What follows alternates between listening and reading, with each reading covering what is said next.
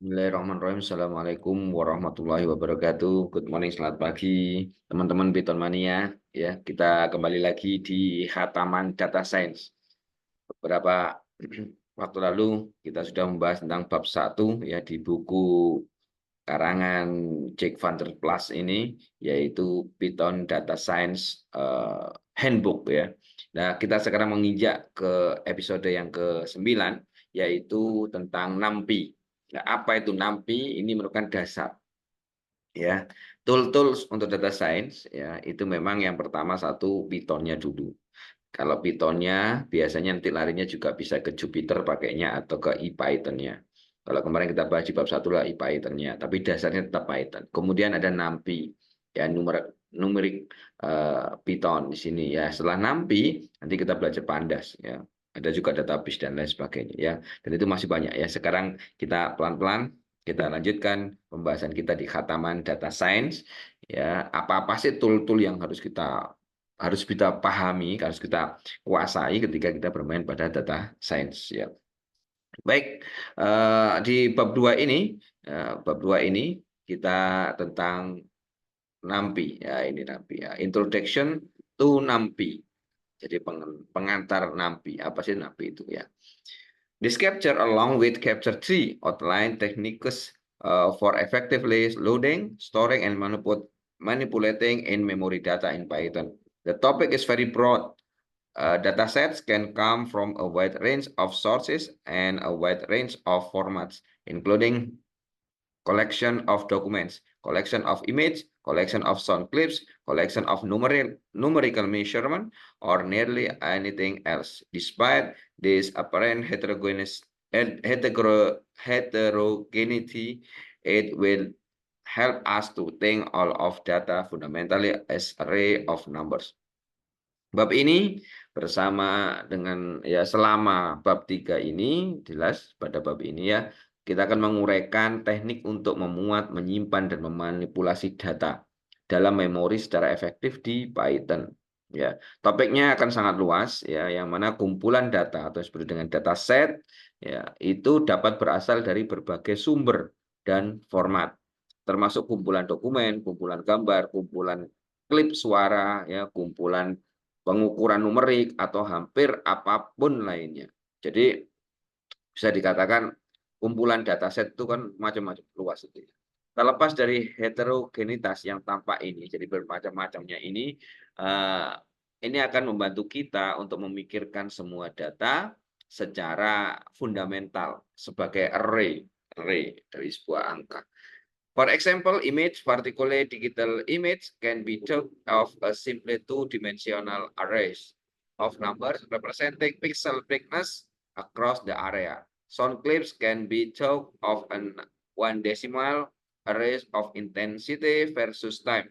Text can be converted in various ways into numerical representation. Perhaps binary digits representing the frequency of certain word or pair of words. No matter what the data are, the first step in making them analyzable will be to transform them into arrays of number. We will discuss some specific example of this process later in feature engineering on page 375.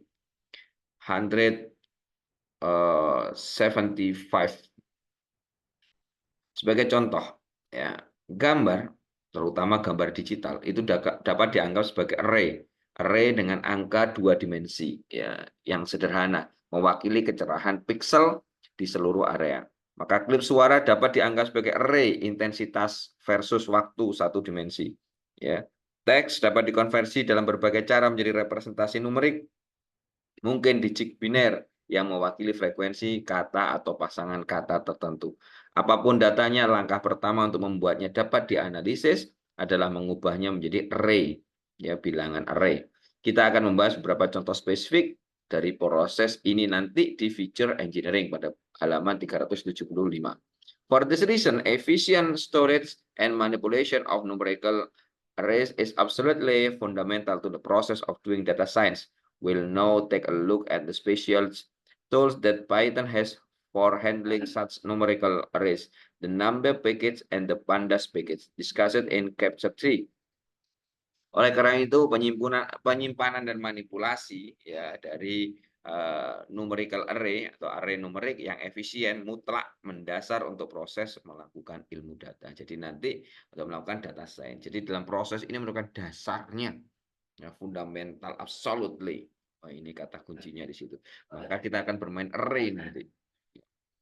Sekarang kita akan melihat alat khusus yang dimiliki Python untuk menangani array numerik tersebut. Ya, ada dua, yaitu paketnya adalah NumPy dan paket Pandas. Nanti di bab yang ketiga. This capture will cover NumPy in detail.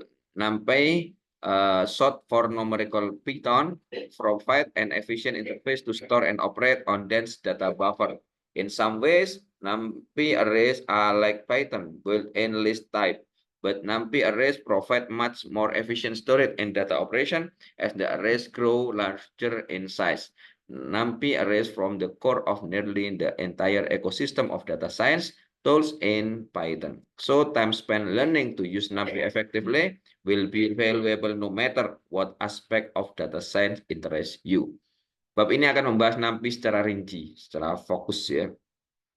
Detail. NumPy singkatan dari numerical Python ya, menyediakan antarmuka yang efisien untuk menyimpan dan mengoperasikan penyangga data ya, penyangga data yang padat ya. Dalam hal array, NumPy seperti tipe list bawaan Python ya. Jadi oke. Tetapi array NumPy menyediakan penyimpanan dan operasi data yang jauh lebih efisien saat array bertambah besar ukurannya. Array NumPy membentuk inti dari hampir seluruh ekosistem alat ilmu data di Python. Jadi waktu yang dihabiskan untuk mempelajari cara menggunakan NumPy secara efektif akan berharga apapun ya aspek data science yang Anda minati. Jadi nanti ini akan ya kita akan menghabiskan mempelajari waktu untuk meluangkan waktu ya atau mengalokasikan waktu untuk belajar NumPy ini karena ini dasarnya kalau kita berbicara data science. If you follow in the outfit outline it in the preface and install it on Anaconda Stack, you already have NumPy installed and ready to go. If you're more the do-it-yourself type, you can go to the NumPy website and follow the installation instruction found there. Once you do, you can import NumPy and double-check the version. Jadi ini kalau kita jika Anda mengikuti saran yang diuraikan dalam kata pengantar dan menginstal Anaconda Stack ya, Anda sudah memiliki NumPy yang terinstall dan siap digunakan. Jadi kalau di Anaconda sudah, saya nggak pernah pakai Anaconda ya, belum, saya nggak tertarik ini. Jika Anda lebih suka melakukannya sendiri, Anda dapat mengunjungi situs web NumPy dan mengikuti instruksi instalasi yang ada di sana. Setelah Anda melakukannya, Anda dapat mengimpor NumPy dan memeriksa ulang versinya. Jadi caranya adalah kalau kita install NumPy ya langsung aja pakai pip install NumPy sudah. Ya, itu nanti ada di situ. Baik, kalau nanti kita cek versinya, cara ngeceknya ya import NumPy dot underscore double underscore ya version ya, maka nanti adalah out 1.11. Kalau yang terbaru sebentar, ini saya akan cekkan saja punya saya.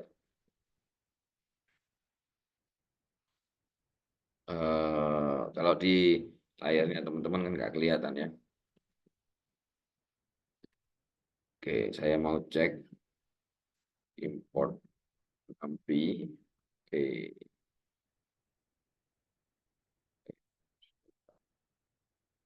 Oh, ngeceknya nggak di sini.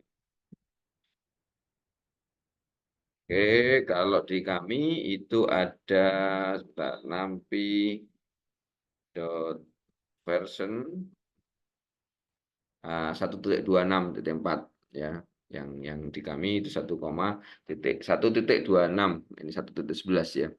Ada perbedaan lah, ini yang terbaru ya, 1.26. For the pieces of the page discussed here, I'd recommend NumPy version 1.8 or later. By convention, you'll find the most people in the Skype and PyData or PyData World will import NumPy using nps and alias. Jadi gini, untuk bagian-bagian paket yang dibahas di sini, saya sarankan NumPy versi 1.8 atau setelahnya. Ya, secara konvensi, Anda akan menemukan bahwa kebanyakan orang di dunia Skype dan PyData untuk olah data itu mengimpor NumPy menggunakan NP ya, sebagai alias. Jadi import NumPy as NP ya, itu ya. Dan ini kalau Pandas PD gitu ya. Saya kalau misalnya eh, import SQLite aja saya tulis S, saya tulis light gitu aja. Ya itu alias saja sih sebenarnya. So this capture and indent the rest of the book, you'll find that this is the way we will import and use NumPy. Sepanjang bab ini memang seluruh buku ini Anda akan menemukan bahwa ini adalah cara kita mengimpor dan menggunakan NumPy. Jadi menggunakan import NumPy as NP ya. Ingat itu kata kuncinya. Baik, saya nggak akan membahas ini ya. Kalau mau dokumentasi ada di sini nanti NP. Kalau pakai Python ya, NP kata kemarin tab ya, np.tab atau np question ya. Ini ya, tab. Ini yang kita bahas di bab yang kemarin. Lanjut. Nah, kita masuk ke bab yang pertama di bab 2 NumPy ini yaitu understanding data types in Python. Bagaimana kita memahami tipe-tipe di Python ya. Baik, effective data-driven science and computation requires understanding how data is stored and manipulated. This section outlines and contrasts how arrays of data are handled in the Python language itself and how NumPy improves on this. Understanding this difference is fundamental to understanding much of the material throughout the rest of the book. Jadi ilmu data dan komputasi yang efektif ya, data science dan komputasi yang efektif itu membutuhkan pemahaman tentang bagaimana data itu disimpan dan dimanipulasi. Maka bab ini ya itu akan menguraikan membandingkan bagaimana array data itu ditangani oleh bahasa pemrograman Python sendiri dan bagaimana NumPy itu meningkatkan hal ini. Jadi NumPy itu mensupport betul di Python. Memahami perbedaan ini akan sangat mendasar untuk memahami sebagian besar materi di sepanjang sisa buku ini. Oke, user of Python are often drawn in by its easy to use one piece of which in dynamic typing.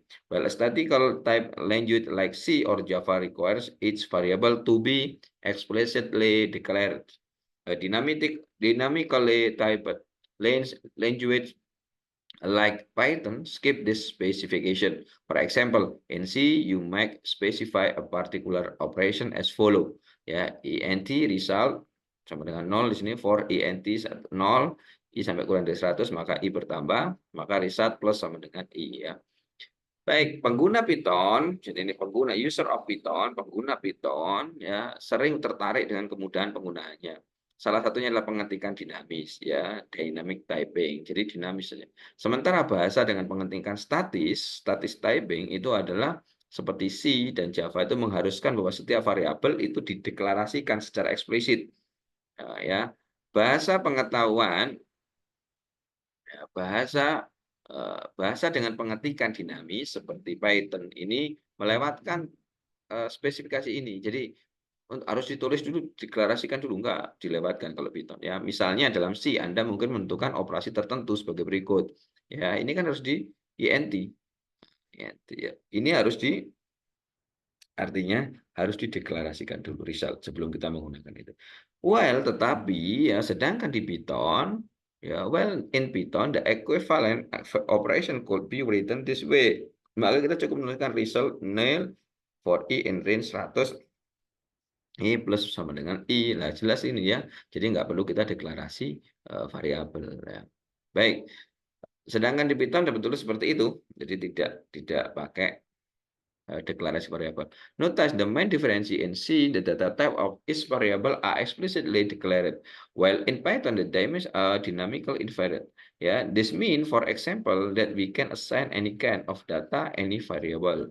Oke, jadi perhatikan perbedaan utamanya dalam C, tipe data dari setiap variabel itu dideklarasikan secara eksplisit, sedangkan di Python tipenya disimpulkan secara dinamis. Ya, ini berarti ya, misalnya kita dapat menetapkan jenis data apapun ke variabel manapun. Contoh X-nya diisi 4, ini kan variabel apa ini? Integer, X-nya 4, ya juga bisa diisi 4. Itu apa? Dalam bentuk string ya. Nanti ini harus teman-teman coba nanti cari di channel Klinik Python ID untuk belajar tentang kataman Python ya, yang mana mengenai dasar-dasar Python karangan Daniel Y. Liang. Baik, di sini here we switch the content of X from an integer to a string. The same thing in C would lead depending on compile setting to a compilation error or order unintended consequence. Jadi kalau kita pakai di C ya gitulah. Di sini kita mengubah isi X dari bilangan bulat menjadi string. Ya, hal yang sama integer ya. Hal yang sama dalam C akan menyebabkan kesalahan setelah kesalahan kompilasi atau konsekuensi lain yang tidak diinginkan. Maka int x sama dengan 4, x sama dengan 4, maka fail akan jadi error. Maka this sort of flexibility in one piece that makes Python and other dynamically typed language convenient and easy to use. Understanding how this works is an important piece of learning to analyze data efficiently and effectively with Python. But what this type flexibility also point to is the fact that Python variables are more than just their value. They also contain extra information about the type of the value. We'll explore this more in this section that follow.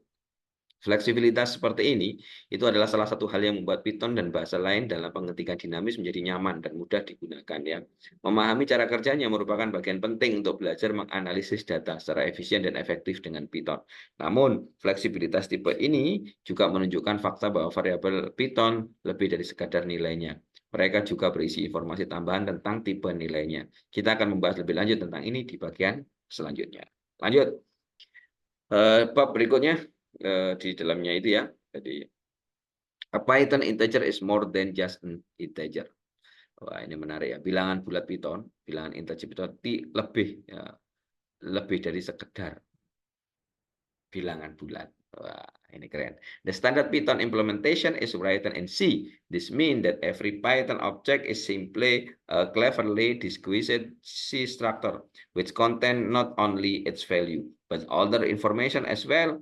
For example, when we define an integer in Python, such as x equal 1000, x is not just a raw integer. It's actually a pointer to a compound C structure which contains several values. Looking through the Python 3.4 source code, we find that the integer long type definition effectively look like this. Once the C macro are expanded. Implementasi standar Python ditulis dalam bahasa C. Ini berarti setiap objek Python hanyalah struktur C yang disamarkan dengan cerdik, yang tidak hanya berisi nilainya, tetapi juga informasi lainnya. Misalnya ketika kita mendefinisikan bilangan bulat dalam Python, seperti X sama dengan 1000, X bukan hanya bilangan bulat mentah. Ini sebenarnya adalah pointer ke struktur C gabungan yang berisi beberapa nilai. Melihat kode sumber Python 3.4, kita menemukan bahwa definisi tipe bilangan bulat long secara efektif terlihat seperti ini setelah makro C diperluas ya. Apa ini lah muncul gini, string long object long ref cnt ya, p type object type size t object type long op digit 1 ya. A single integer in Python 3.4 actually contain 4 pieces. Ada ob ref cnt ya, ini adalah jadi sebuah bilangan bulat tunggal dalam Python 3.4 sebenarnya itu berisi 4 bagian. Yang pertama, OB ref CNT itu adalah penghitung referensi count that help Python silently handle memory allocation and deallocation. Jadi menghitung referensi yang membantu Python menangani alokasi dan dealokasi memori secara diam-diam. Oke, kemudian ada type ya, which encode the type of the variable. Jadi yang menentukan ukuran yang mengkodekan tipe variabel. Of size, which specifies the size of the following data member. Jadi yang menentukan ukuran anggota data berikut. Ya, data member ya, anggota. Of digit, which contain the actual integer value that we expect the Python variable to represent.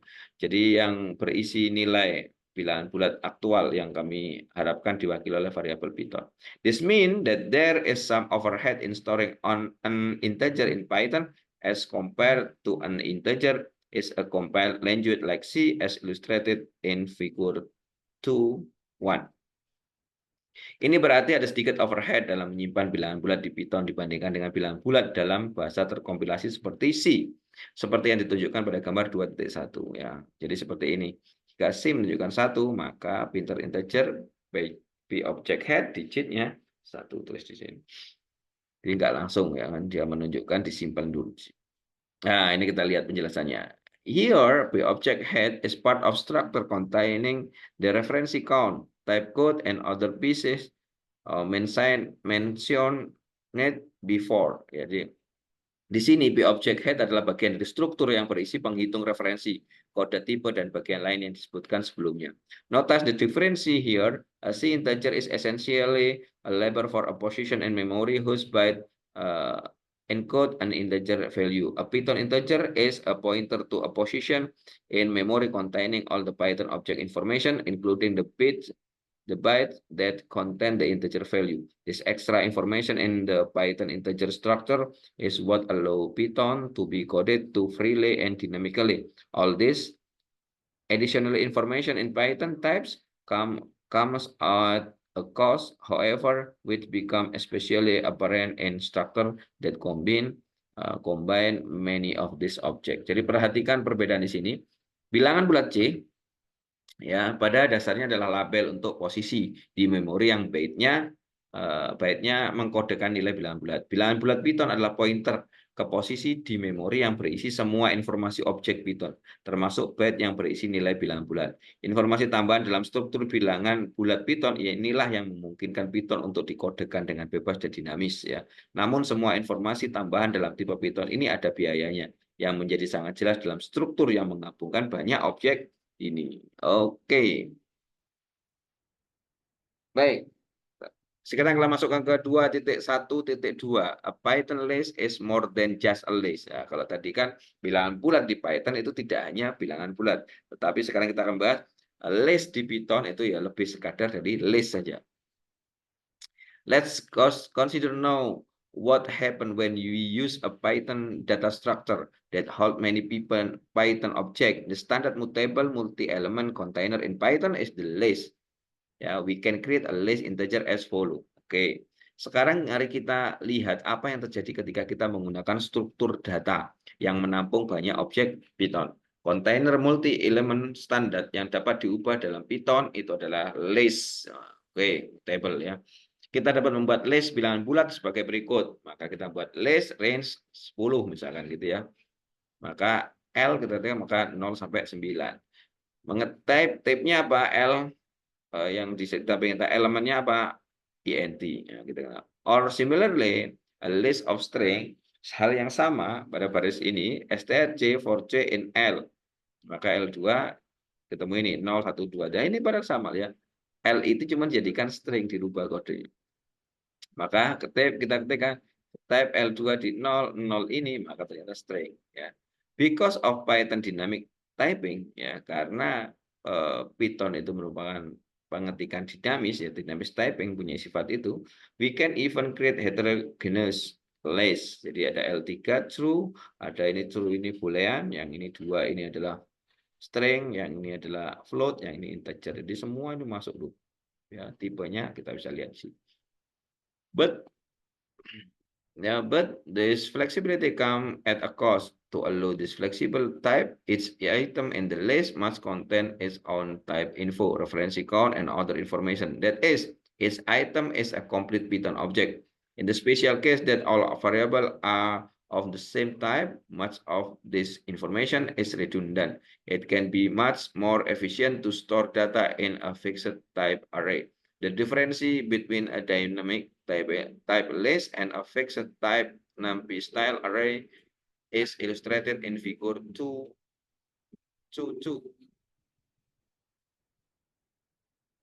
Oke. Tetapi fleksibilitas ini ada harganya. Ya, untuk memungkinkan tipe ini fleksibel, maka setiap item dalam list harus berisi info tipenya sendiri, jumlah referensi dan informasi lainnya. Yaitu setiap item adalah objek Python yang lengkap.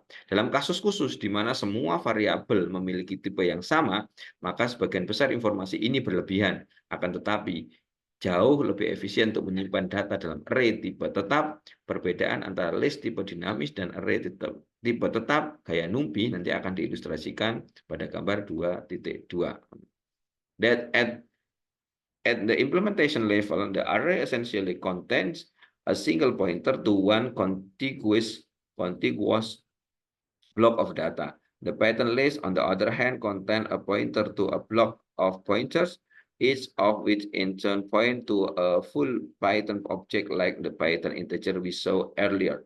Again, the advantage of the list is flexibility because its list element is a full structure containing both data and type information. The list can be filled with data of any desired type. Fixed type NumPy style arrays lack this flexibility, but are much more efficient for storing and manipulating data. Pada tingkat implementasi ya, array pada dasarnya berisi penunjuk tunggal ke satu blok data yang berdekatan. List Python di sisi lain berisi petunjuk ke blok penunjuk yang masing-masing pada gilirannya menunjuk ke objek Python penuh seperti integer Python yang kita lihat sebelumnya. Sekali lagi, keuntungan dari list adalah fleksibilitas. Karena setiap elemen list adalah struktur penuh yang berisi data dan informasi tipe. List tersebut dapat diisi dengan data dari tipe apapun yang diinginkan. Array gaya NumPy tipe tetap tidak memiliki fleksibilitas ini. Ya, tetapi jauh lebih efisien untuk menyimpan dan memanipulasi data. Oke, kita akan lihat gambarnya. Nah, ini seperti ini ya. Ya, jadi ini kalau NumPy array itu data dimension straight. Oh, 1, 2, 3, 4. Lah, Python listnya ini. Itemnya. Dan dia mereferensikan ke nilai-nilai. Ya, akhirnya bisa diubah-ubah. Nah, ini perbedaannya